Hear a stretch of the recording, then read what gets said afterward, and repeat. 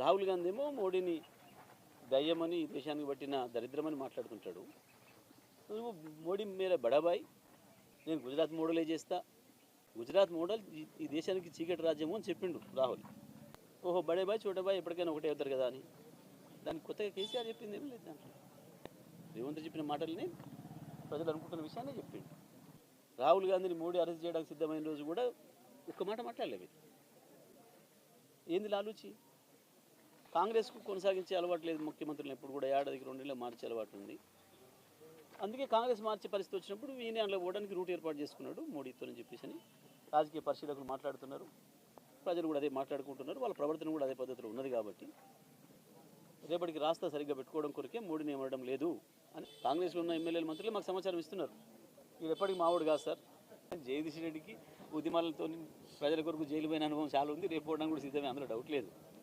కానీ ఈ చిల్లర నాయాలు అనుకుంటున్నట్టు వీళ్ళతోని కాదు తప్పు. కానీ మీరు దొంగలు, మీరు ఎప్పటికైనా ఒక రోజుకి మీరు చేసిన దొంగతనాలకు జైలు పోతారు.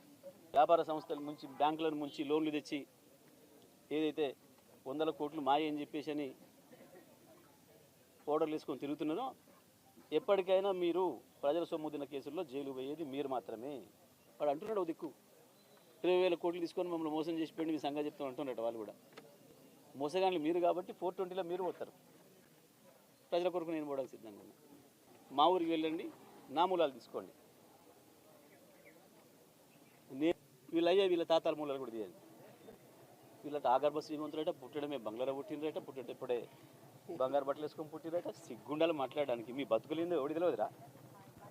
ఎక్కడి నుంచి వచ్చినా ఇవాళ రాజకీయాలు అమ్మి నల్గొండ జిల్లాను అమ్మి నల్గొండ జిల్లా ప్రజలు ఫ్లోరోసిస్ బారిన పడేసి ఆ నీళ్ళను ఆంధ్రప్రదేశ్కి అమ్మేసినందుకు రాజశేఖర రెడ్డి మీకు ఇచ్చిన భిక్షతోని నల్గొండ జిల్లా రైతుల రక్తం దాగి నల్గొండ జిల్లా ప్రజల మూలిగలు వీల్చి సంపాదించిన వెధవలు మీరు మాట్లాడతారా నా గురించి?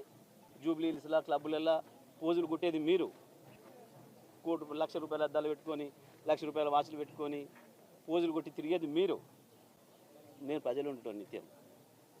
చెడి బతికిన వెధవలు మీరు. తీసి బయట పెడితే తిరగలేరు.